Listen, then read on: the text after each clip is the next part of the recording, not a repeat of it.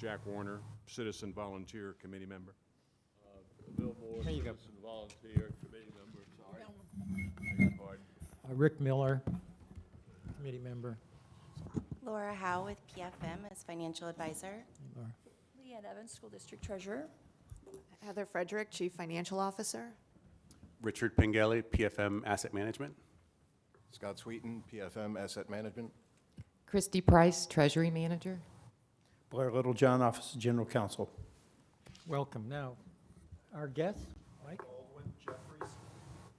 Keith Monaghan, Wells Fargo. Doug Draper, BofA Securities. Nathaniel Johnson, BofA Securities. Matthew Sansbury, RBC Capital Markets. Welcome all. Okay. First order of business is to approval of agenda.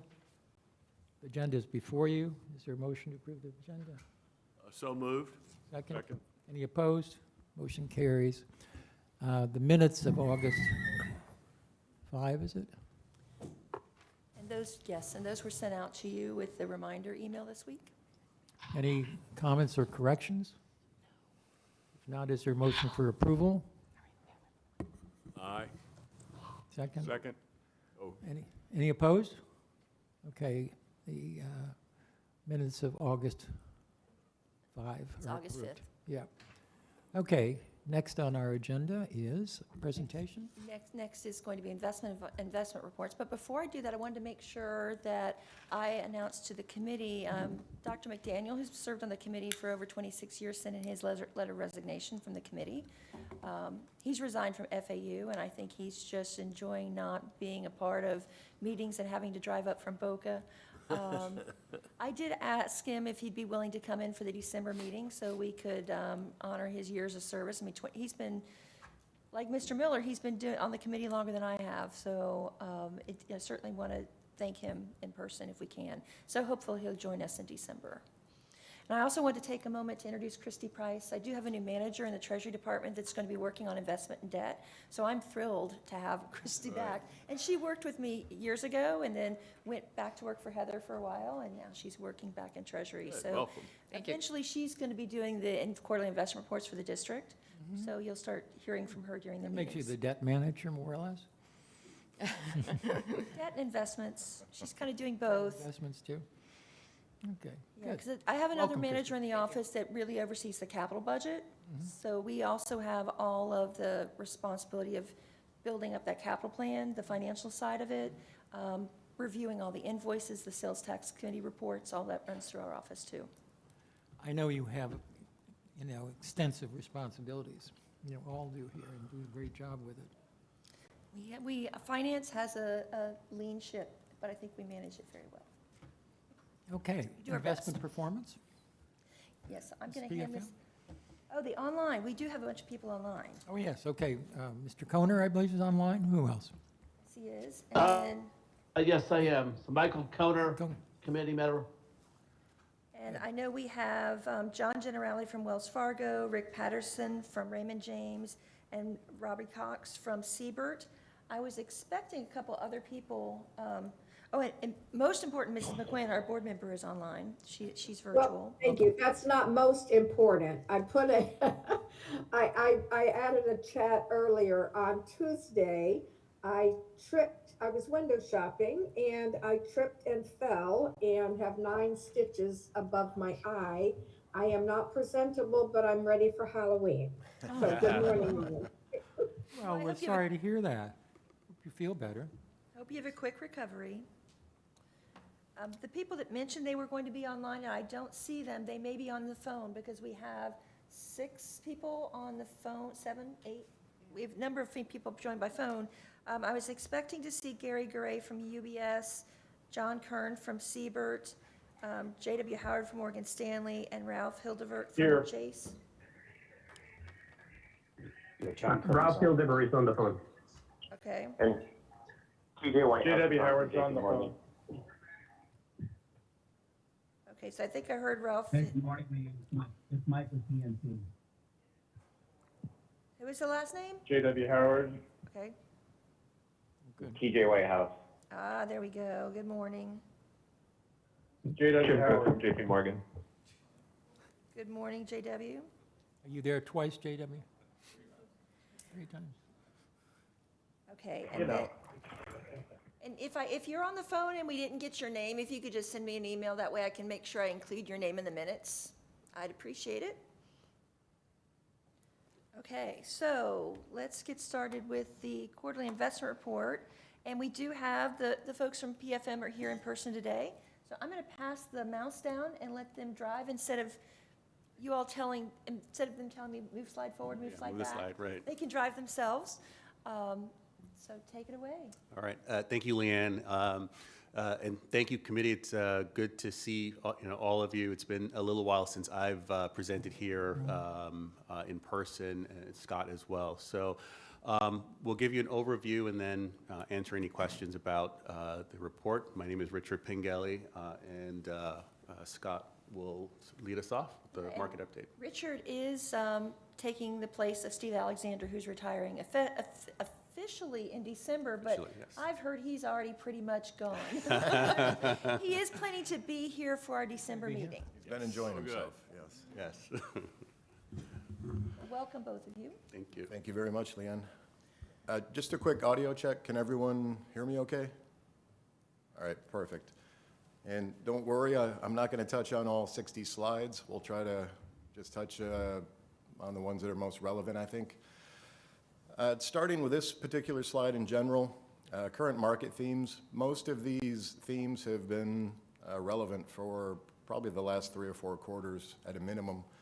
But taking a look at the U.S. economy, we're all very aware of the environment that we're dealing with. Persistently high inflation, really no matter what economic indicator we're focused on, CPI, PPI, producer consumption expenditure. Actually, that's one of the few where we actually had some positive improvement yesterday. The reading came in at a 4.5. I believe the previous reading was around a 4.9 or 4.7, but that's the main indicator that the Fed monitors for inflationary pressure, and ideally, that's the indicator that they want to be in that 2% target range for inflation. Really not a surprise here, a deteriorating housing market as the Fed continues to raise rates.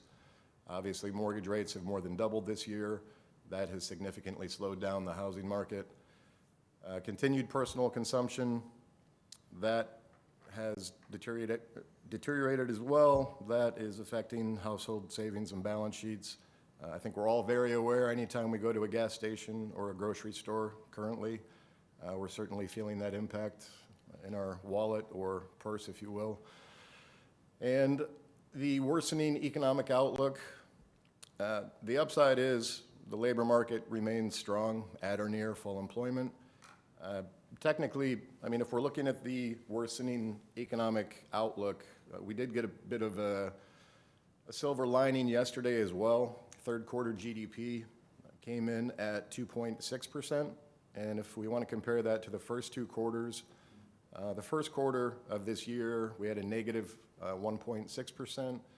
In the second quarter, we had a negative reading of 0.4%. And then I believe the third estimate that came in was around negative 0.6%. So by definition, 2 consecutive negative readings for GDP would indicate that we're either approaching or in a recession.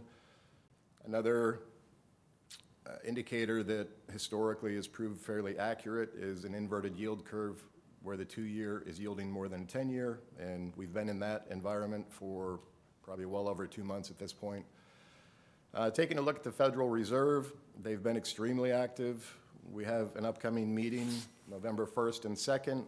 Currently, all expectations are for another 75 basis point rate hike. And the final meeting of the year for the FOMC will be in December. I believe it's the 12th and 13th.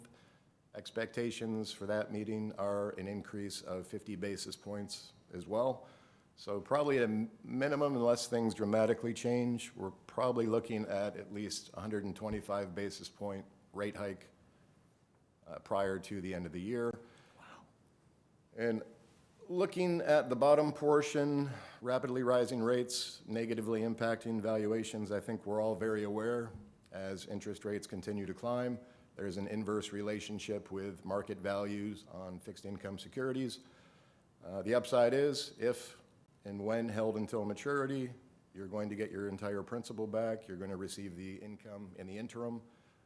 So again, another upside with the rapidly rising rates are the fact that we're actually investing and reinvesting at much more attractive yields than we have noticed in the last, say, 2 to 3 years. So again, trying to look at the positives. I think there's enough negatives in the fixed income market and the equity market, so we'll just try to focus a little bit more on the higher level things. Question for you. Sure. It looks like it's a recession, but a questionable recession, and then one that we're trying to moderate, at least at the Federal Open Market Committee and the Fed. But it seems like it's also forcing some of this, frankly. And just looking for views here as to some of the management so far and whether we're not creating our own problems. I don't know, do you have any official view on that? An official view if we're in a recession, or? Well, not just in a recession, but some of the causes here, because I think it looks like it's man-made to some degree. I certainly think that opinion could be argued, that, I mean, many believe the Fed was certainly behind the curve as far as taking action.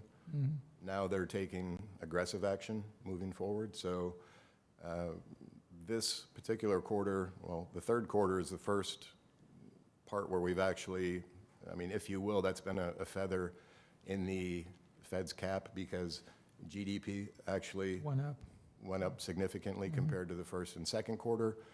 The labor market, we're still looking at a reading of 3.5% for unemployment rate, so still, for all intents and purposes, at full employment.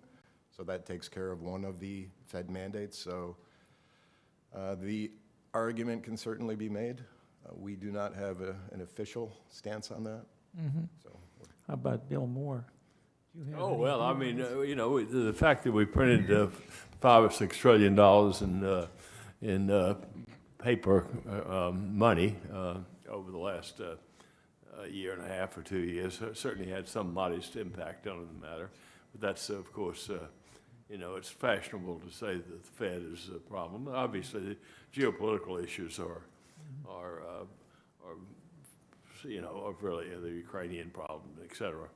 And we have a worldwide energy crisis of one, you can characterize it however you want, but that's what it amounts to. So, yes, if you believe Milton Friedman had anything wise to say, you'd have to wonder what the federal government thought they were doing. And to think that they could possibly escape from having a significant amount of inflation is preposterous. Yeah, very interesting. Paul or Jack, anything to add to that, or Michael? I have no particular insight, just a pretty strong memory of being in business in the late 70s and early 80s. I think stay on this course and we're headed for what we used to refer to as stagflation, where the economy's been cratered, but the inflation is still there. Oh, and then worst of all. We'll also begin to hear about the misery index, which is the arithmetic sum of the unemployment rate and the inflation rate. So hard to feel good. Yep. Paul? And I've heard, you know, that it was mostly man-made. It's really puzzling to try to figure out where all of it is coming from, what's going on in the world, some cause as well. So I think we're just going to have to figure it out probably next year, first of the year. Yeah, some of these things are within our control, others are not, clearly. I don't think anybody thinks that the Fed was not anything other than very, very late. I mean, even the, yeah, so. And then now pretty aggressive. Yeah, indeed. And, you know, they may be stubbornly so. We'll see. There are people who think that's the case at the moment. Yeah. Well, I'm feeling it from A lot of important people. Yeah. Very interesting. Okay. Thank you for your question. Just moving along, again, just discussing the labor market. We continue to see recovery in that particular area. The most recent reading for the unemployment rate for September was 3.5%.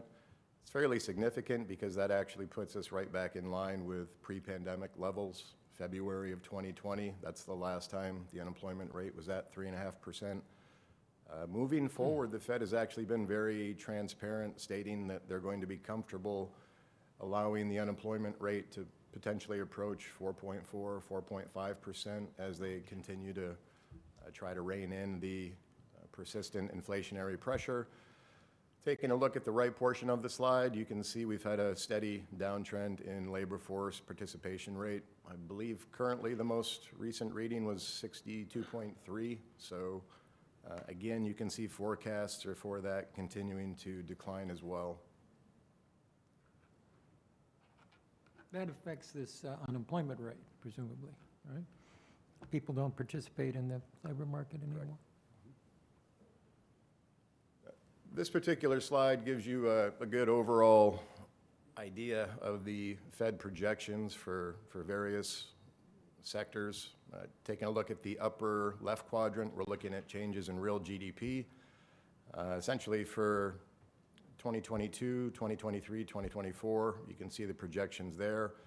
For the most part, once we get out to 2024, we're getting in a more historical area that we've become much more accustomed to. On the upper right quadrant, you can see the unemployment rate and the projections there for the Fed. Again, currently at 3.5%, but as you can see a little bit further out in the curve, next year and into 2024, the projections are for that 4.4% range. The bottom left quadrant, again, that's the core personal consumption expenditure number. That's the main indicator that the Fed monitors for inflationary pressure. Ideally, they would like that to be at or near the 2% target range. Core is actually stripping out food and energy because they're the most volatile components of that. But as I stated, the most recent reading yesterday was 4.5%. So we are, at least from the previous month, there is some improvement there, but we still have a long way to go. And the bottom right quadrant, you're looking at the Fed funds rate and projections realistically for the end of this year, probably in that 4.5% range. And you can see really not much changes until you get a little bit further out into 2024, where potentially they're looking at rate cuts at that point.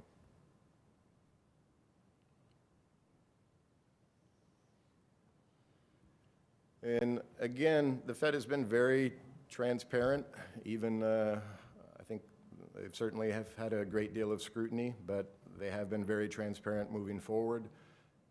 They have stated they're going to be very aggressive, and expectations are they're going to do everything they can to essentially try to get to that 2% target range.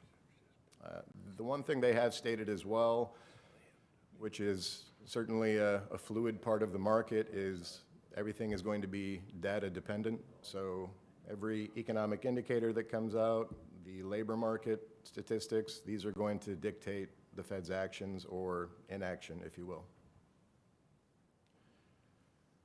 This just gives us a good idea of how things have dramatically changed since the end of last year. You can see the dotted blue line at the bottom portion. That's as of the end of 2021. You can see the light blue line above that. That's the end of the second quarter of this year. And above that, the dark blue line is the end of the third quarter. So you can see with the Fed being very aggressive, raising rates, you can see the dramatic steepening of the yield curve, certainly within that 2-year and under category. And for us, that's really where we're finding value, probably in the 2-year or less time frame. So the upside is, as I stated, we are starting to pick up yields, certainly on the corporate side, in the high 3% range and slightly over 4%. So that is going to start to make a dramatic difference, where we start to shrink a lot of the margin that you're looking at for unrealized losses on paper currently.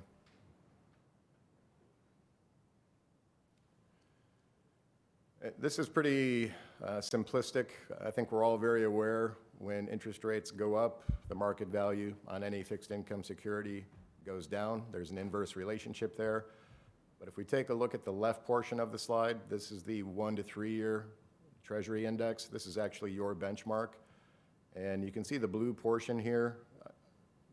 The benchmark itself is down well over 4% year to date. So as you can see in previous years, we're looking somewhat at an anomaly, certainly from the latter part of 2020 in through where we're currently at in the marketplace. And again, just taking a look at the yield curve, we still have an inverted yield curve where the 2-year is yielding more than the 10-year. At some point that will change, but currently our strategy is to be a little bit more defensive, where we're taking a little bit shorter portfolio duration than we would for the benchmark. That's by design. As we start to see things ease up, we probably will start to go a little bit further out in the curve, where we'll be a little more diversified and we'll be able to pick up much more attractive yields there as well.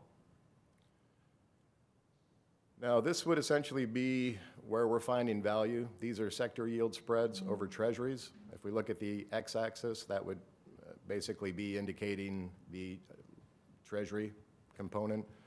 So just a quick visual, the upper right quadrant, one area that we're finding value still, corporate notes, A to AAA. You can see a very healthy yield spread over treasuries.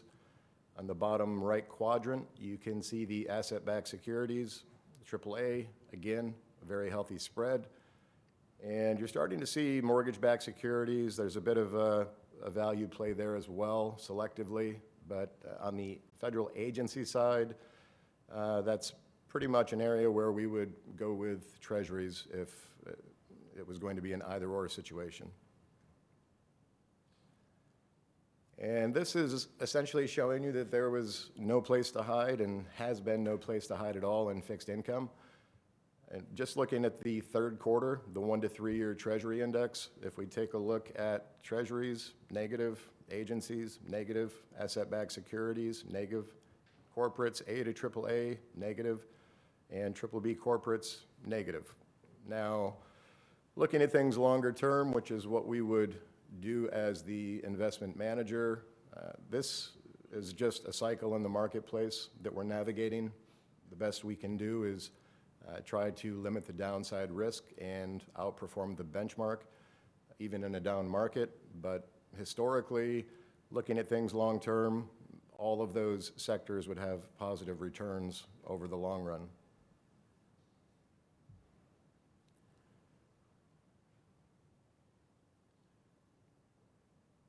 Now, the account summary.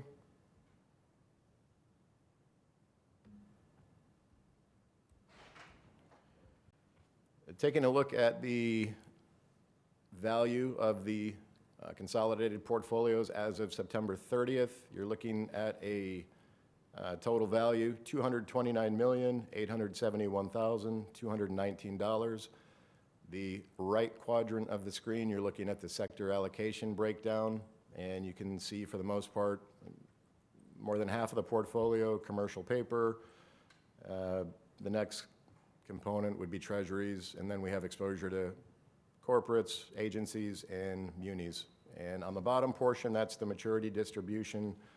And it's quite obvious with your exposure to commercial paper, the majority of your maturities in that particular area are under 30 days.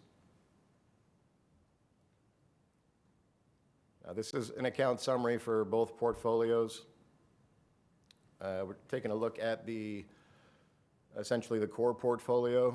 The value as of September 30th, $104,721,066. The two areas that I'll point out here would be yield at market and yield on cost. The yield on cost of 0.93%, that was essentially what the portfolio was yielding on September 30th. Now, the yield at market at a 4.19%, in theory, that would be indicative of if we were to have liquidated your entire portfolio on September 30th, gone back into the marketplace on that same day and purchased either identical or similar instruments, those are the yields that we would have been looking at.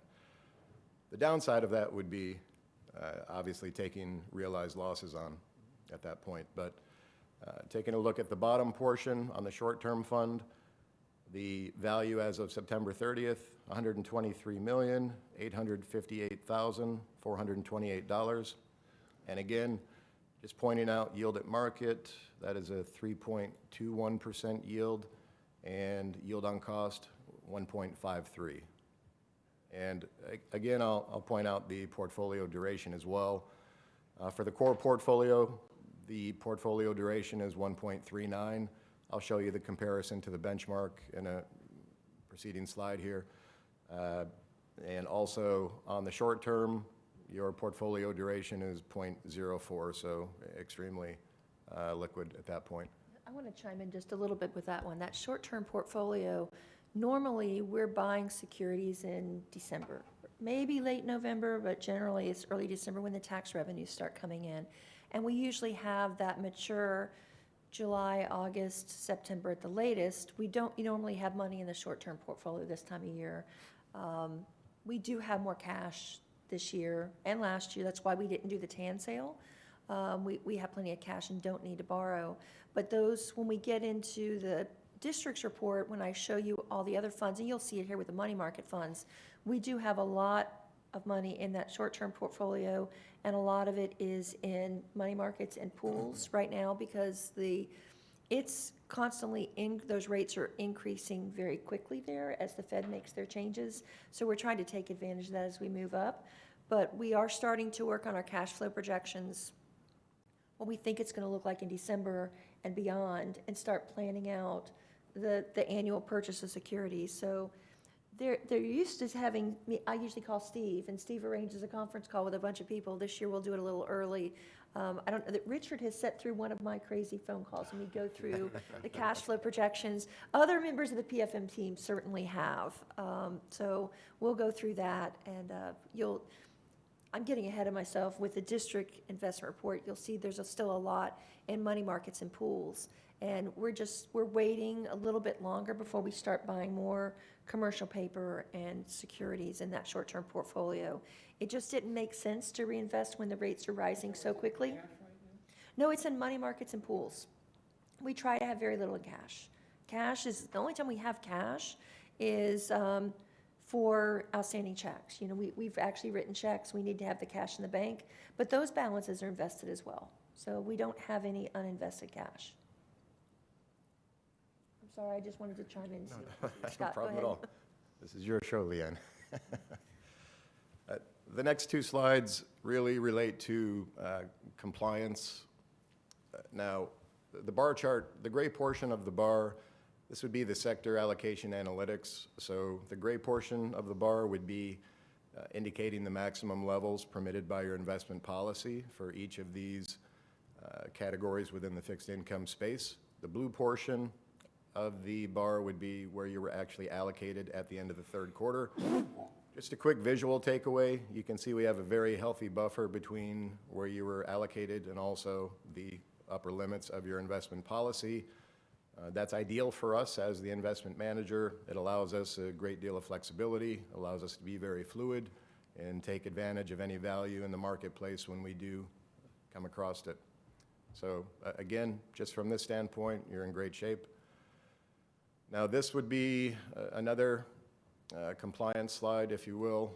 We're looking at maximum maturity analytics. The gray portion of the bar again would indicate the maximum maturities for each of these categories within your investment policy. The blue shaded region is essentially where you were allocated at the end of the third quarter. And again, across the board here, a very healthy margin between where you were allocated and the limits of your investment policy. So just from a compliance standpoint, from those two, great shape. The next two slides are just a great overview on the portfolio in general. Basically, it gives you the breakdown of the security type, the percentage of the overall portfolio that comprises, and we also have ratings from Standard & Poor, Moody's, and Fitch. So I think just a a great bird's eye view of the portfolio, and oftentimes you can see the differential in ratings per credit rating, well, per credit agency. A lot of that happened actually during the pandemic. Certain segments or sectors, I know specifically a few, Fitch and Moody's, changed their rating methodologies during that time frame for various reasons, so you'll start to see split ratings across the board for some of these. Now, taking a look at essentially the core portfolio, a little blurry for me, let's see. The total market value on September 30th, $106 million. $12,790.51. And again, you can see that we're taking a bit of a defensive posture in our investment strategy. The portfolio effective duration is 1.39 years. The benchmark effective duration is 1.76 years.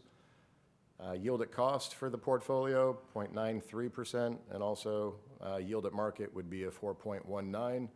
Average portfolio credit quality, AA. Again, taking a look at the sector allocation on the upper right, the vast majority of the portfolio is U.S. Treasuries. You can see the duration distribution in the bottom right, and the credit ratings here would be purely from Standard & Poor. This particular slide usually is a pretty good indication where our portfolio managers are finding value or how they're navigating the marketplace, and you can usually see a pretty significant differential over various quarters, again dependent on market conditions. But for the most part, really we saw a slight downtick in corporates for you from the previous quarter. Everything else would have been just incremental changes across the board. And again, this particular slide really just breaks down the activity for the quarter. The blue portion of the bar would be purchases, and the gray portion would be sales and maturities. And you can see where we were obviously active on the buy side, purchasing treasuries, a little bit in the muni space, and then also finding value in corporates as well. On the right portion within this matrix, that's just broken out in numerical fashion for your reference. Now, on to performance. I think I've set the background as best I can. There's no place to hide in fixed income. As the investment manager, we certainly never like to relay negative performance, but for all intensive purposes, that's the market that we're dealing with. Within the third quarter, the portfolio had a negative performance of 0.92%. However, pretty healthy outperformance compared to the benchmark. That was down a negative 1.56%. Taking a look at things a little bit longer term, the portfolio over the last year had a negative return of 4.12%, while the benchmark, again, was down a negative 4.86%. And the further out on the curve we go, we can still see outperformance versus the benchmark on a 3-year, 5-year, and 10-year time frame as well. So again, hopefully as we continue to reinvest at higher rates, the added increase in income is going to significantly start to offset some of the market value losses that we're currently looking at.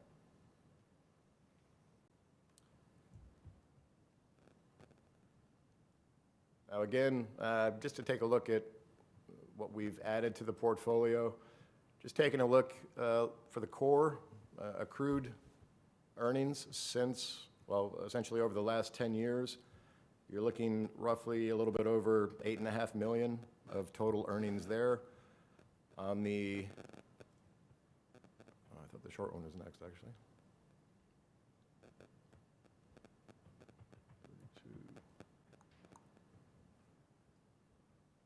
Actually, I'll skip to, it's going to be hard to see on here. Page 54.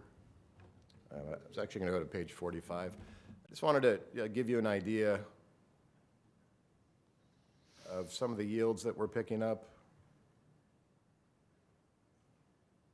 just taking a look at buys within the quarter, you can see IBM, we picked that up with a 4% coupon. Truist Financial, we picked that up with a 4.26% coupon. Again, I mean, just taking a look at some of the attractive yields, Nestle Holdings, we picked that up with a 4% coupon, and also Home Depot, 4%. So just wanted to give you some specific examples of where we're finding value, and obviously the yields are becoming much more attractive.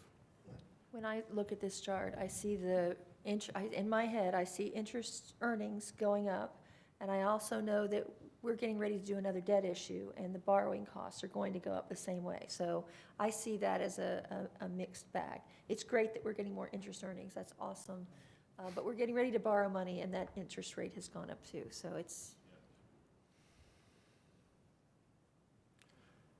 And just a few more slides, taking a look at the short-term portfolio, the total market value as of September 30th of this year, $123,858,428.11. Yield at cost, 1.53%. Yield at market, 3.21%. Average portfolio credit quality, A-rated.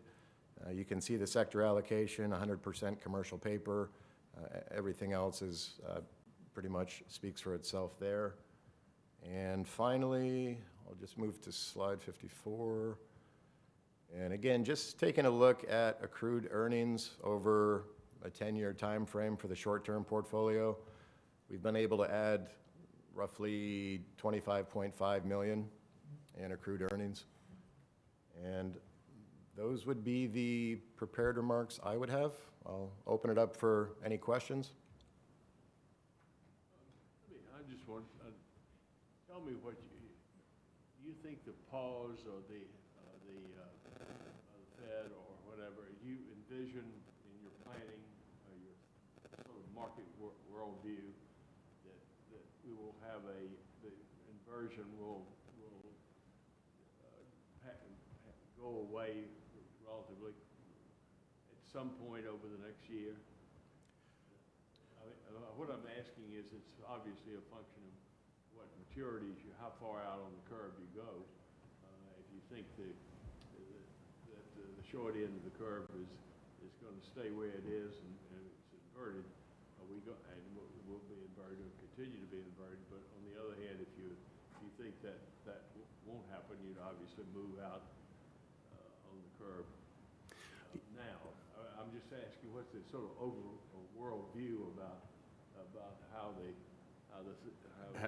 quickly we might return to what I would think is what we would characterize as a normal.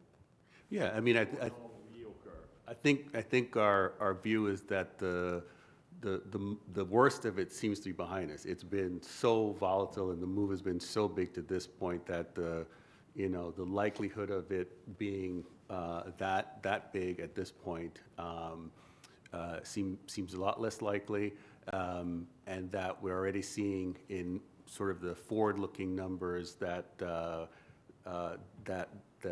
need for them to pause next year is probably more of a reality. So we have more belief in that last yield curve than maybe the other ones. The length of your maturities somewhat over the next. We're generally neutral, right? We lean towards being more neutral in the face of this environment, even with that view that we are, likely at the end of it, just because there is still this feeling of uncertainty around where we are. So. Sam, I mean, your general view is that if you knew with conviction that the inversion was going to disseminate to some extent, you'd move out further on the curve. And, yes. We don't clearly have that conviction, but we lean towards having that conviction. Okay. I'm just curious now what the sort of philosophical perspective is about it all. We may have more conviction in January. Well, I'm just trying to get a little advice for myself. Good question. If you can pass the mouse back down, I'll switch to the next documents, and we'll look at the the district's investment report, which, as you all know, it includes a lot of the same information. We just look at it at the entire portfolio rather than just the portion that PFM is reviewing. I will tell you that they do look at the entire portfolio every month for compliance. When you look at the compliance charts, you see all the money markets and you'll see cash. How much is the aggregate amount, including the PFM and the? Everything right now is well, as of September 30th. How much cash and short-term in the aggregate does the school district have this morning, say? Right now, you can see this is the total. So overnight's 1.1 billion. This is as of September 30th. Out to 6 months is 133 million. And then it goes out further. So it's about $1.5 billion. Yeah. $1.4 billion, rather. Yeah, okay, I'm just curious, no? Well, and that number also includes 277 million in the debt portfolio.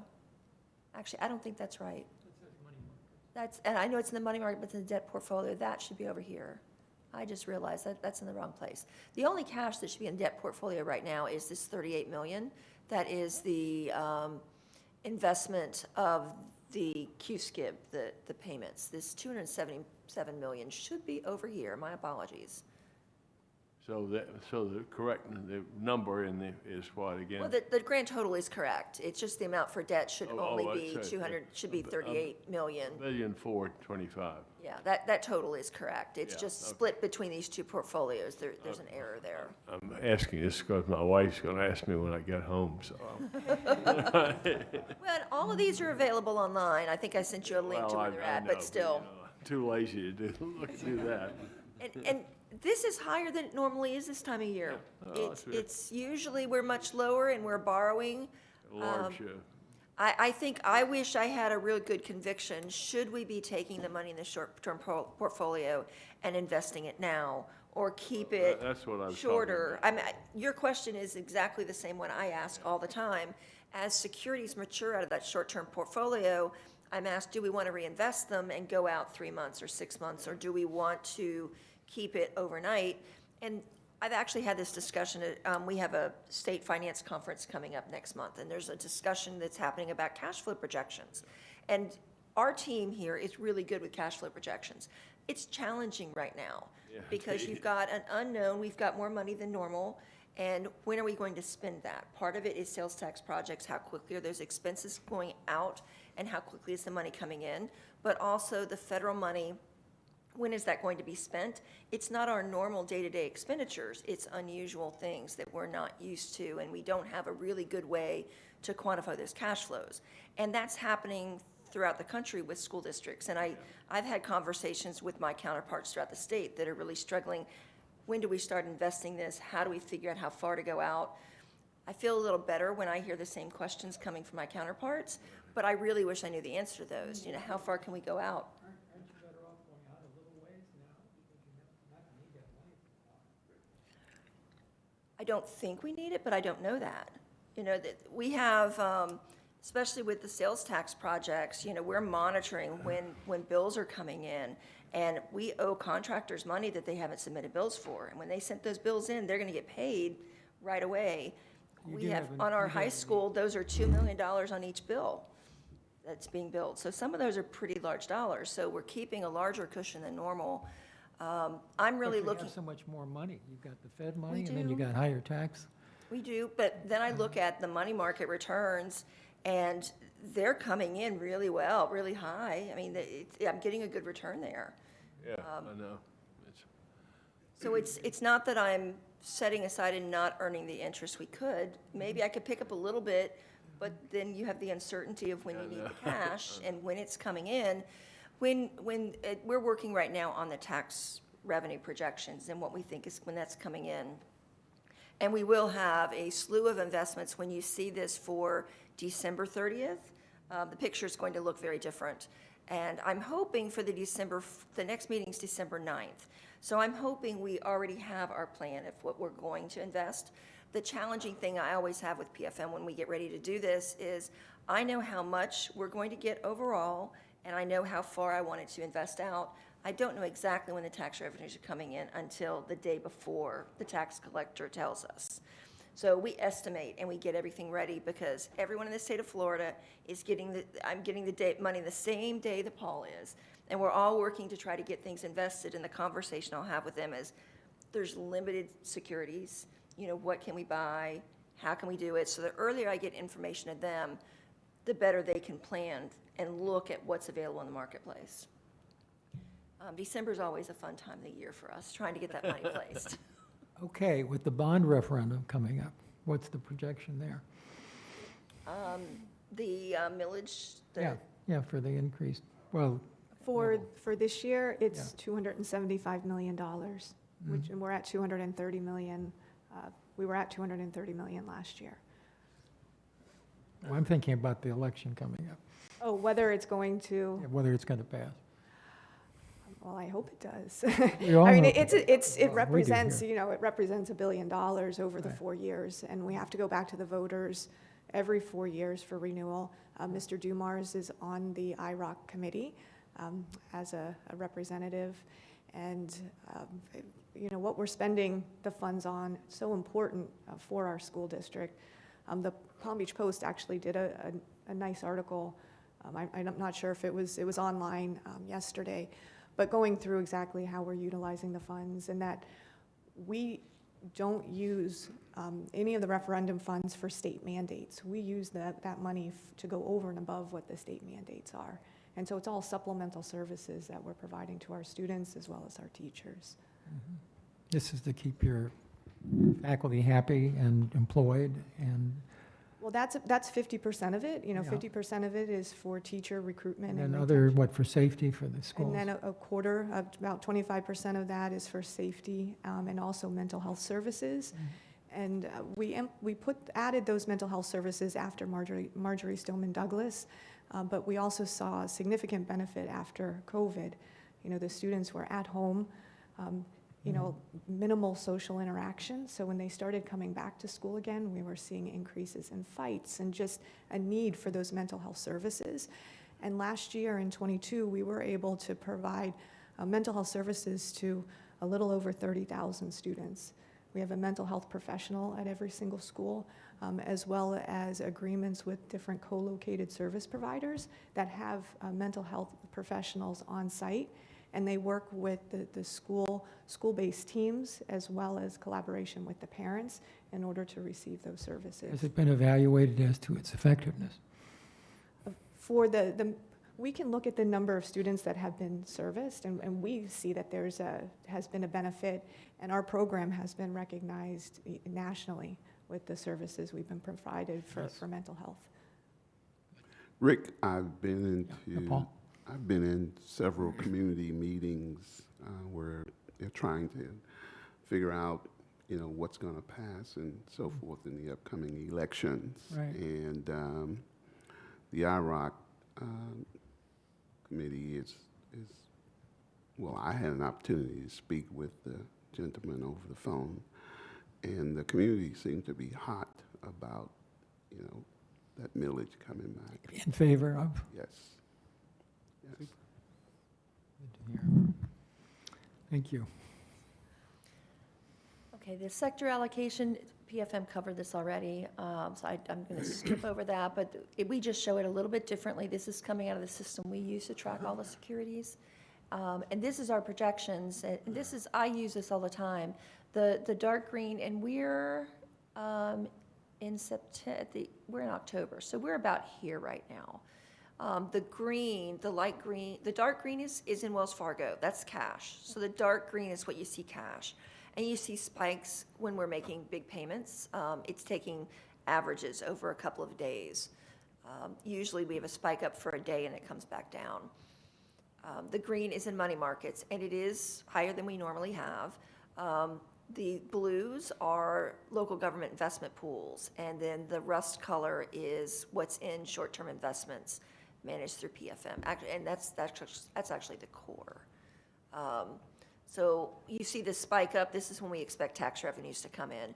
We're working on the projections to bring this back down to where it's probably about half of where it is right now. That's what I'd like to do at this point. We will see the pools increase, and we'll see the amount in the core and the short-term portfolio increase dramatically. The total is going to be the same up here. And we're getting up pretty high. But all this light green is because we haven't gone in and done all the projections yet. So you'll see that when we do it in December, you'll see that all leveled out because we buy the securities for the whole year and ladder them out. So the confidence in the local government investment pool is high now? Yes, I mean, the dark blue is, the dark blue is Florida Palm. That is the pool that I was involved with setting up, and I'm still on the advisory committee. I'm still the chair of the advisory committee. And then the light blue is, it's now called Florida Palm. We still show it as SBA here. It's hard to change the name in the system that we use, but that's Florida, that's the Better state. for us to know that, yes. And I'm really hoping that in December, we'll have Jeff do the market update that we normally see for the investment pool.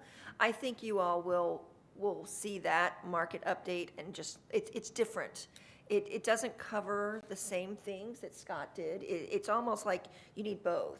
But that other market update is really interesting, and I think you'll really enjoy it. I keep bugging them, when are we going to do it? And I know that's one of the best things I get out of being on the investment advisory committee is seeing those market updates. So I'm hoping to bring that to you soon. These are just the balances, and this is very similar to what you saw with PFM. It is breaking out bank balances, and it's got every individual one, so it's the amount of money that's in any one account, whether it's Bank of New York or Wells Fargo or TD Bank. It has the amounts with the pools, the money markets, and the corporate notes, commercial paper. We're tracking that as well. And every month, we're reconciling the data we have versus the information we get from PFM. And then I wanted to go to the sales tax revenues. As of September, and this is revenues received through September, we're at almost 121% of projections. So it's still humming along. We have received $853 million to date, as opposed to the 705 that was projected. That 853, you can also compare that to the total that we're expecting to receive, the 1.3 billion. So we've received 63% of the revenues to date. Total payments are at 530. We have 143 in purchase, 30 million in purchase orders. So the construction department is moving along, trying to move projects as fast as they can. We did reduce the line of credit from the 200 to 80. We never authorized more than 80, but 80 was the max. And I don't think we're going to need that this year. We actually extended it 1 year. My projections for sales tax are that we wouldn't need it. We never drew on it. It was just there for budgetary purposes, and in case we needed it, it was there. The fees associated with that's $424,000. Interest earned is $10.8 million, so we're to the good of $10.4 million right now. So we've made money on the program, and someday I'm going to turn that loose and let the construction department spend it, but right now we're still segregating it and setting it aside. Are there any other questions on investments? Because that would conclude that portion of the agenda. Okay, so the next one we're going, I did separate out, if you separate, the investment report that we did was getting so large, because one of the things you all had asked for was all the information on the various money markets and pools. The report got so big I couldn't load it online, so I've separated it. It's the report and then the appendices. So if you look online, you'll see the appendices, and that's what that information is. It just got so big I couldn't load it anymore, so we broke it into 2 documents. Okay, so now we're going to talk about the debt issues, and I'm going to hand it over to Laura to talk about. She's going to do a quick market update, but we've also got the results of the 22B COPS issue that we just did back in September. It was right after our last, actually August, I think it was right after our last meeting we did it. And we're also going to talk about the new one that we're proposing to do probably in February. Good morning. So the market update we're going to go through is a little different than what we just did, and kind of to set expectations of where we're coming for the next bond issuance as well. So the AAA MMD yield curve, a couple of things I want to point out on this. The past year low is this gray bar down here at the bottom. That was in February of 2021. A year ago to yesterday is this yellow gold line. When we priced the 2022B transaction, which was August 30th, we were pricing along this green line, and this is where we are as of yesterday, the blue line. So significant increases across the yield curve. We don't expect this to stop with the Fed continuing. The market does tend to react to when the next Fed meeting is coming. So yesterday, MMD was stable, but the day before we saw, up to 15 basis points increase in some of the maturities in anticipation of the Fed meeting next week. So we'll continue. Nobody's expecting this to slow down, so. You're going to go out much longer, though, with the next bond issue than any of these show, right? So this is out to 30 years right here, so it goes from 1 to 30. And actually, the next bond issuance, we have the ability, and we'll talk about that, to go out 25 years. We're hoping to keep it in a lot shorter, though, probably around this 20-year line. Still pretty significant, though. I mean, if you're looking at that, we're about 4% there, whereas, it was less than 1.5% a year ago.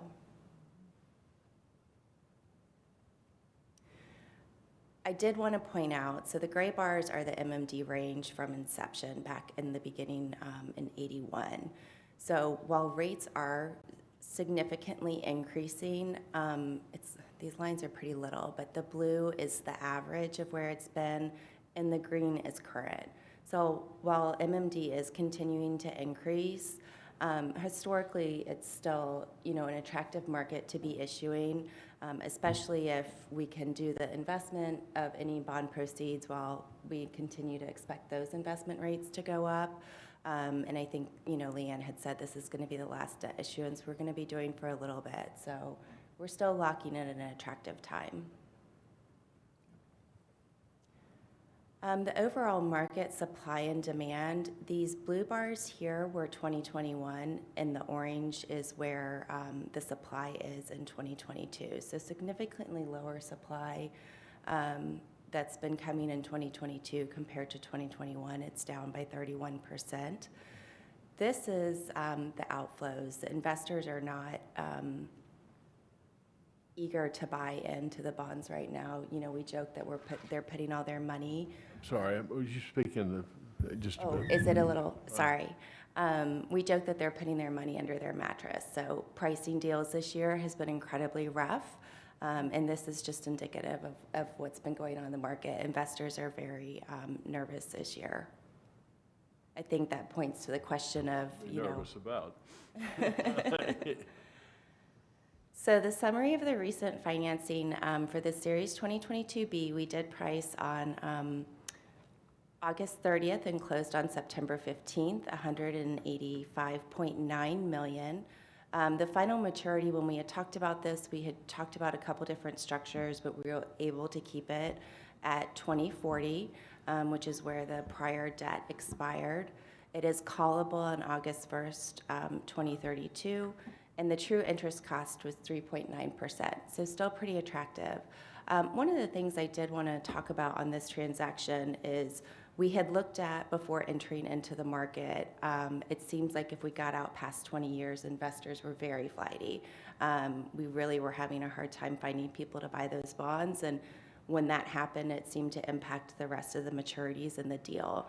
So we had structured this to end well within the 20 years at 2040. And we also had conversations between Citigroup, who was a senior underwriter, and PFM's pricing group about the couponing structure. It's been a long time since we've seen anything above 5%, and we decided on this transaction to coupon the 2035 to 2040 maturities at a 5.25% coupon, which I actually think, drove investor demand. This deal was actually very successful. The Palm Beach name always sells well, but considering how this year has gone, it was we were really happy with how this pricing went. There was a very small portion of bonds that were unsold at the end of it. I remember getting ready for this deal. I'd heard from, I think, every banking firm that we deal with had called to help set my expectations. The market's choppy, the market's difficult, it's not going to be an easy sale. we had more oversubscriptions, a higher level of oversubscriptions than I've had on the last 2 or 3 deals. It actually went really well. I was really happy with The it. high coupon had that impact? The coupon and being, the final maturity being 2040 was where, you know, the investors were biting. And we had seen a couple deals where they were sprinkling in the 525s. This was, our pricing group had said this was one of the first deals in Florida where we had so many 525s in there, and we think that helped. It was a different, you know, couponing structures than what investors had been seeing at the 5% or discounts that people, you know, were throwing out. And even when you're doing a 4% coupon, where the market is now, that's, you know, can be trending close to a discount. So to show you the graphic, the tan bars were where the prior debt service outstanding COPS payments were. The blue is layered on top, and as you see, we were able to keep it within where the master lease program currently expires. This little bit up here in the yellow, which is kind of hard to see, which is where the sales tax proceeds are paid for, which is due to cost per student station. It was a very small piece, but that won't count against the 1.5 mils, but we did just want to show that that's still there. For those of you that are on the Sales Tax Oversight Committee, you've got a long discussion about that. The state limits the amount of money we can spend on a project to a per student basis. And if you're not allowed to exceed it under any funding source. The only exception is if you're using COPS to pay for it. And then for the portion of the project that exceeds student station costs, that amount, the debt service for that amount needs to be funded from sales tax. So we're very fortunate in Palm Beach County that we have a sales tax, and all the projects that we were financing were on the referendum list. So we went to the Sales Tax Oversight Committee and got permission to set some of that. It's about $4 million that was set aside to make debt service payments. We did it over the 2 years because we're not sure. I think the sales tax will sunset a year early. So that had to be at the beginning of the amortization You schedule. can spend the sales tax proceeds using COPS. You have to use COPS to build the school, and then the debt service for that needs to be funded with sales tax for the portion that exceeds student station costs. And still well within the 50% of the 1.5 mils as property values have continued to increase. Is the management team, and is it rotate amongst The firms? underwriters? Yes. And We have a larger than I expected to have with the last RFP. We have, I think it's 10 or 11 firms on the underwriting team. So there is a rotation of senior, But, co-seniors, who and underwriters. rotates the books? I mean, who are the Who manages that? well, I mean, who are the members of the group that wrote? I assume the rotation doesn't pertain to everybody who's in the management team. So who are the book running managers? Rotating book running. It's Citi, JP Morgan, and Bank of America are the 3 seniors that rotate. This one was Citi, the next one will be Bank of America.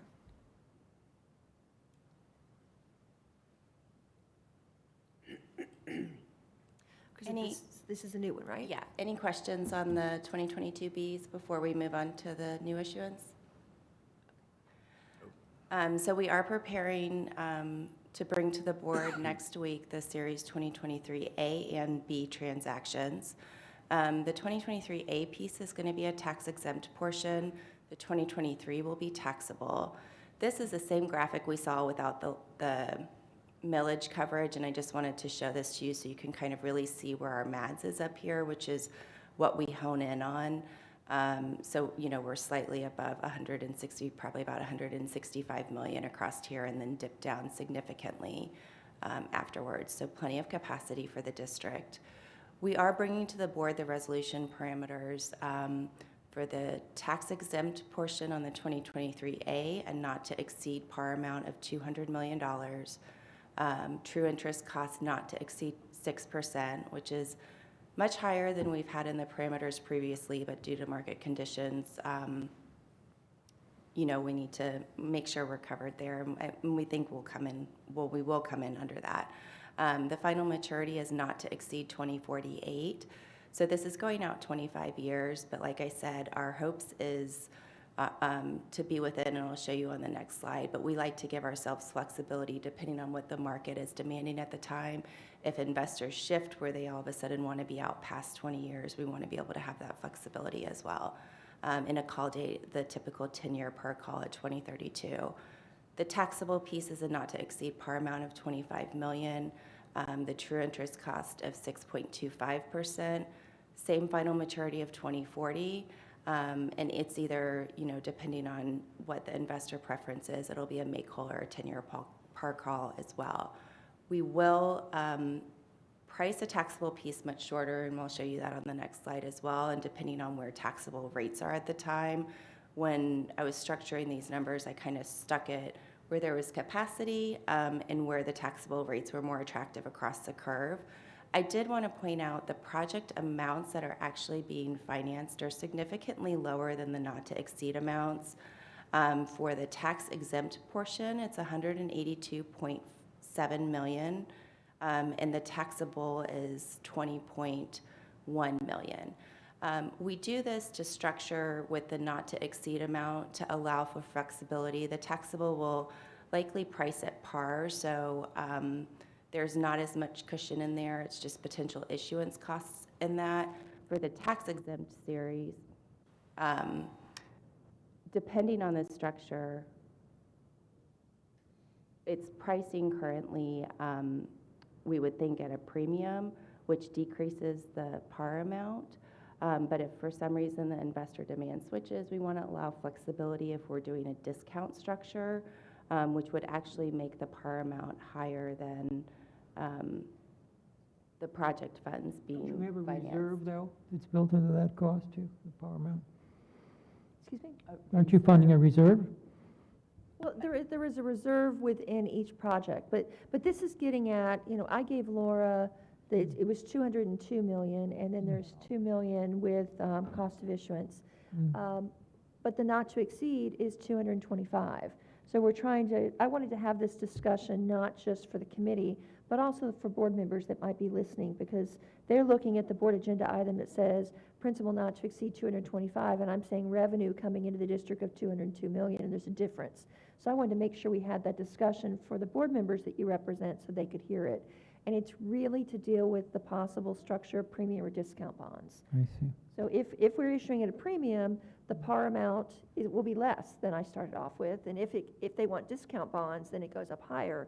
And this goes back to the market conditions and what investors want. And when we get ready to negotiate the transaction with the underwriters, and they're talking to investors, and it's money market funds and insurance companies coming in, and I need something at this coupon rate. They want things structured a certain way. So this is giving us flexibility to structure the deal the way investors want it to make it a more successful and a lower cost of borrowing at the end of the day. Why taxable bonds? Taxable is for the Roosevelt Full Service Center project. We did the same thing a few years ago with Delray Full Service. They're renovating the historic gym. That's going to have a museum. There's a lot of community involvement in how these buildings will be used. It's not a normal K-12 school. So I'm concerned with private use and making sure that it's appropriate to do tax-exempt financing when we're going to be using that building for something other than normal tax-exempt type of activities. If there's a museum and they charge entrance fees, we could It's end up. 501c3, isn't it? Does it matter?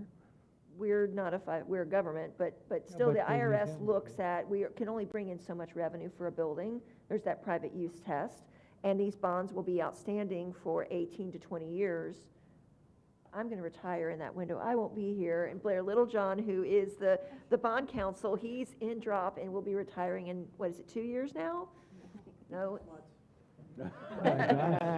So we celebrate you in December then, too. So I want to make sure we're protecting the district and how we're structuring this, that we don't have to worry about the specific use. There's also a federal grant associated with the Roosevelt project, bringing in money that also has designated requirements.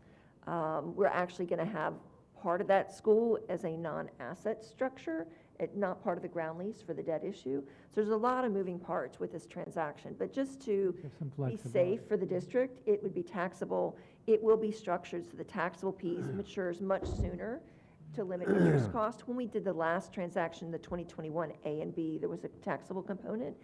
The interest rate on the taxable ended up being less than the tax exempt because we structured it sooner on the yield curve. So we averaged those things out. So we're being very careful in how we structure them, but I just don't want the district to be worried for 18 years how that building's going to be used, because it's not a normal K-12 school. It will be used for other things. So it just is one less thing for district leadership and board members to be concerned about. What percent of the bond issue is that school?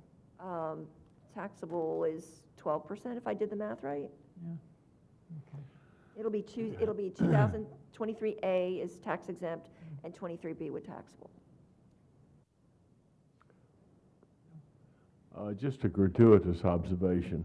And I understand the management team has been settled on and you all studied the matter carefully, et cetera, et cetera. My experience, however, is that the more people who are involved in the project, the less attention you get from the firms. And if you've got 11 firms and a $200 million deal, there isn't enough bread on the table, as it were, to interest anybody to speak of. Not particularly given, I gather, from people I know who are still who are in the business, the margins and the spreads in the business are quite modest these days in any event. So it's almost a public service that these people seem to be performing. It seems to me it would be a better, and perhaps at some point in the future, it would be a better thing if we had fewer managers and we had their full attention, I guess. Well, we do take that underwriting. I'm sure the senior manager and the other two co-senior managers are attentive, but I think when you have a cast of thousands, it's really not it's not a marginal interest, I guess. I completely agree with you. The underwriting team, we rotate all the members of the team, so everyone is not involved in the deal. There's, I think, 5 firms on this transaction. Did I remember that correctly? Yeah, so we have wow. those that are able to be senior, we rotate so that there's a senior and co-senior. So the one that would serve as senior next is serving as co-senior, so they pay attention. And then there's 3 co-managers on the deal, so a total of 5. So, well, I stand corrected. I wasn't familiar with the precise arrangements, but when we went my out, point being that we've got to have we are operating in a capitalist system here, and we have to be sure everybody has conconcentrated their mind on the matter. There's a long story that I'll be happy to share about why we ended I up know, with 11 I've no firms. doubt. I mean, Because I originally went out with a goal of having 6. And I don't know if Paul remembers, I know he was on the selection committee, we had to bring everybody back. We wanted to make sure we had a minority firm, and the minority firms just didn't score as high, so we were going down to pick up the highest rated minority firm. And my goal was to pick 5 firms and then the minority firm. That was deemed improper. We couldn't do that. So the best option we had was to pick up everyone to the minority firm. So we came up with a structure of rotation so that we have 5 to 6 people on each transaction, depending on the size. Didn't give any preference to the minority firms, what you're saying. There was, not with how the RFP was written. Unless you brought them all in. yeah, so the next item on the agenda is the current underwriting team, and we'll talk about that a little bit more then. But I agree with you. Having too many players on each deal is a problem. There's nobody is interested. They're just waiting to have the senior manager mail them a check. I mean, they aren't doing anything. Yeah, I think that we did see. Very modest-sized check, I might add. Yes, yes. Well, we shrink the deal down to try to make it so that it is advantageous. And I know y'all worked on this hard, and I'm not being critical. I'm No, just it's a providing really good as I said, a conversation. gratuitous observation. It's a really good conversation to have, especially knowing I do need to do the next underwriter RFP. We're doing an extension for 1 year. Again, that's the next item on the agenda. But as I write that RFP for the next time, I'm already working with procurement and how we're going to structure that. From the underwriters, what I hear from them is they all want to be on the team. Even if they don't get to play very much, they want to be able to say they're part of a team. So it's a very challenging RFP process to go through. So we are working on how to structure the next one. I understand. Yeah. Thank you. So for the 2023 A and B, the taxable piece is the blue here layered on top in the earlier years. So while we're able to go out to 2048, currently I have it going out to 2034. This is definitely flexible, and the parameters of the resolution allow us flexibility. We're wrapping this just like we had done with the 2022 BEAT deal, just interest in the first several years and then layering on principal, so it'll be level towards the end of about 80 million, keeping it's, well, go to the next slide here. The maximum annual debt service is 176. So these are conservative number runs, a total project fund of 202 million, like Leanne had said, total par amount of 98.9 million. Our all-in true interest cost is 5% aggregate with 14.4 average life. And this still allows plenty of capacity, so if for some reason property values leveled off, the district would still be within the 50% of the 1.5 mils. And there's also, she mentioned the next COPS issue is a few years away. In our capital plan, the next COPS issue was moved out to 2029. I wouldn't be at all surprised if we do the next capital plan and it gets moved back up again. But right now, the next one is not planned until 2029. And I don't know if there's any possible refundings to be happening in the near future with interest rates rising the way they are. So this may be the last COPS issue for several years. So I'm glad Blair's still here for the last one. Are there any questions on the new issue? Never works out that way, Leanne. It doesn't. In the minute, there are people in the audience that are cheering that I said there's not going to be one in a couple of years because I'm always wrong.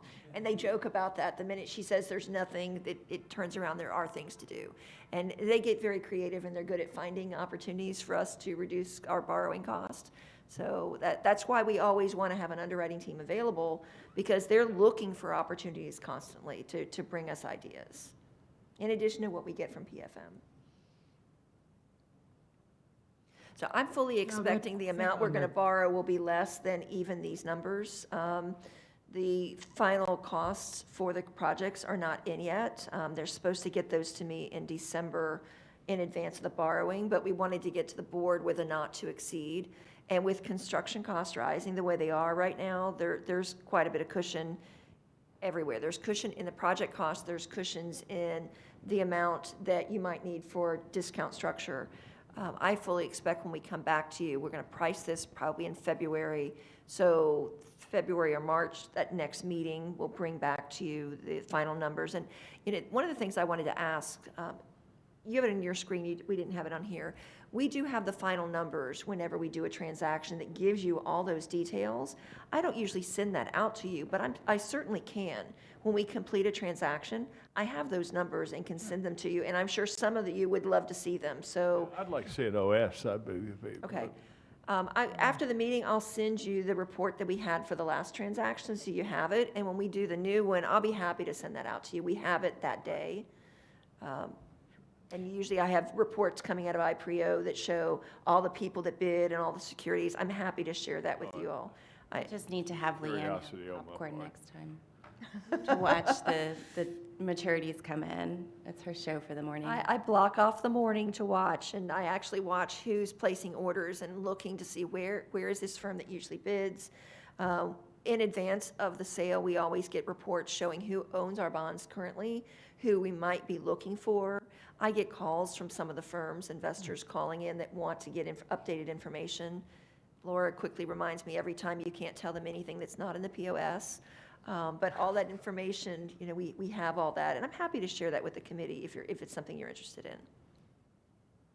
Let me ask you on the millage limitation, the 50% of 1.5. That's projected, isn't it, the time you issue the debt? Yes. It doesn't vary with the actual millage. Well, every year we update this chart because it depends, I'm projecting the millage growth at, I can't remember what I've got out there now. I think I use the state projections from EDR Right. for the first 5 years, and then we just lock that rate in. So long-term, I think it's about 4% growth is built in. And the first few years, I think it's 6 or 7% next year, and then it levels back down, and Laura's going to pull it up because I send it to her as well. But EDR gives us the projections for the first 5 years. But if you were wrong, you still have to pay the bond. We do. Well, and so this is where we are today. This is actual taxable assessed values for fiscal year 2023. So that, we know that this is where we stand today. So that's what I was saying, if property values just stay flat where they are now, there's no see. more growth. Yes, The line would just go straight across here at the 200 million, that's the point. and we would still be within the 50%. That's The what I state law says that we shouldn't spend more than 75% of the 1.5 mils. That's the red line. Our policy set a goal to have no more than 50%. And if you recall back in 2008 and 9, when we had the dramatic drop in property values and the state reduced our taxing authority from 2% to 1.75 and 1.5, our debt service was above the 50% for several years. So I'm really glad that we set that goal of 50%, so that we have that wiggle room. But if you look at the state law, it's up to that red line, so there's lots of capacity there. But it is something that we constantly monitor and look at. Every time the new taxable values come in, we update this chart, so we can see where we're at. And that's the reason why we don't have more principal maturing in the first few years. We move it out just to make sure we have capacity in case property values drop, where we want to make sure we have a healthy cushion there. Our construction department looks at it and says, well, we can build this much more. How much more can we spend? And, that's the natural back and flow between the people that are spending and the people managing it. So everybody's comfortable with the structure we're in right now. I'm not at all concerned about what the levels we're borrowing for. This transaction has the modernization of Pine Grove Elementary, West Riviera Elementary, Winbrook Elementary. It's a core expansion of Timber Trace. It's the Roosevelt Full Service Center modernization, and it's also a facility renewal of Riviera Beach Prep, which will include a new building that is going to become North Tech. So a technical school right off Blue Heron Boulevard. But if you didn't have the sales tax surtax, then there would be an issue, wouldn't there? We would have a problem, well, if we didn't have the sales surtax, we wouldn't be issuing COPS and we wouldn't be building the schools. Instead, the debt service for the COPS issues in 2020, 21, 22, all of that money would have had to be earmarked for maintenance, and we wouldn't have been able to build new schools. That's what I'm saying. Without Right. that, you wouldn't. So be without able- the sales tax, we wouldn't be building these schools. That's why these schools, even though we always planned to use COPS to pay for them, they were on the referendum list, because if the sales tax referendum had not been approved, we would not be building these schools. That's what I mean. And the sales tax is also critical for these schools. They're all coming in now. The cost of construction is rising so fast. No school district can get a school built within the student station caps that the state allows. So school districts that don't have a sales tax can't build right now, even if they have the cash. And there are school districts that have money and they can't build their school because they can't comply with those cost per student station caps. There's actually some move within the legislature or lobbying the legislature to try to get some waivers put in place right now to help those school districts that don't have a sales tax, but they have the cash. The state law, those limits just preclude them being able to build a school right now. And for the taxable assessed value, this past year was 22% growth.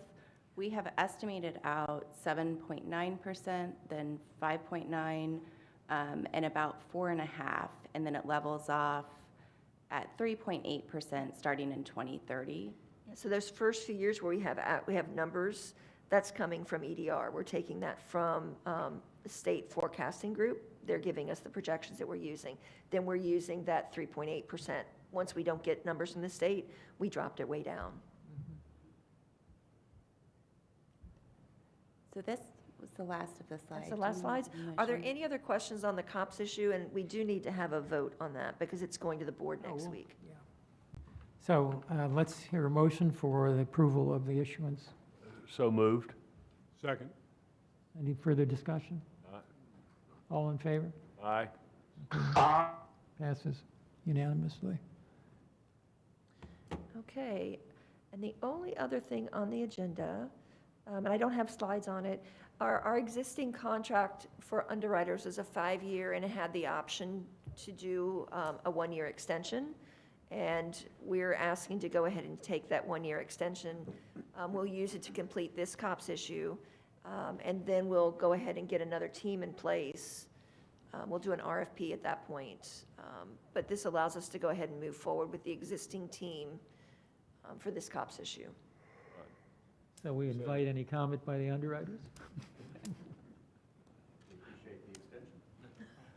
The firms on the team are thrilled. The firms that aren't on the team aren't so happy, but they understand why we're doing it. They've all said, you know, we don't really like it, but we understand why you're doing it. So I've had a couple of emails and calls to that extent. Do I hear a motion? So moved. Okay, this is to extend for 1 year the existing underwriting. All in favor? Aye. Any opposed? Unanimous. You all don't get to vote. Did I hear an aye back there? That was Mr. Koner voting online. It was. Okay. The next meeting that's coming up will be December 9th, and that's going to be the annual, we'll have breakfast, our big event that we'll have. It will be Steve Alexander's last meeting, and I'm hoping Dr. McDaniel will be here for that meeting as well, so we can recognize both of them. On the agenda for that, we've got the annual reports for investments and debt. We may or may not, I'm going to look at the time, how much time we're going to spend on the annual reports and discussions that may go on. The policies, I'm going to try to do them in December. I may move them to the next meeting. There's not a hard and fast rule that we have to do it at that month. I'm just looking at the agenda. I know part of the morning will be taken up with breakfast, so I try to keep that agenda a little shorter. It may just be the 2 annual reports and whatever else we think of that we need to bring into you. But we'll try to keep the agenda a little on the light side so we can have a nice, relaxing morning. But the annual reports, I always find that's a good thing to do in December, just to catch up with the year. Those do have to go to the board by December 31st, so they'll definitely be on the agenda for you. Well, thank you for the enlightening communication and conversation about the debt Indeed. structure. Pretty sophisticated. Well, we appreciate all the committee members. You have no idea how much I appreciate all of you and the work that we do here. And I love the discussion. You know, it's all the people that dig into investments and debt, and I really enjoy these committee meetings, and I thank you all very much. You all for are being to here. be congratulated on being such a top I'll flight say, for sure. finance group. Really super. I think all of us Absolutely true. feel that way. Bravo. Thank you. And thank you very much for all the Thank you. people that are online, especially Mr. Koner and Ms. McQuinn. Thank you for being here today. Thanks to all of you for your contribution, and I'm learning more every single month. Thank Your you very much. contribution is great also. Thanks, Barbara. All right, so any motion for adjournment? Yes, the motion to Anybody adjourn. opposed? We're adjourned. Aye. Thank you. Thank you very Thank you. much. Good meeting.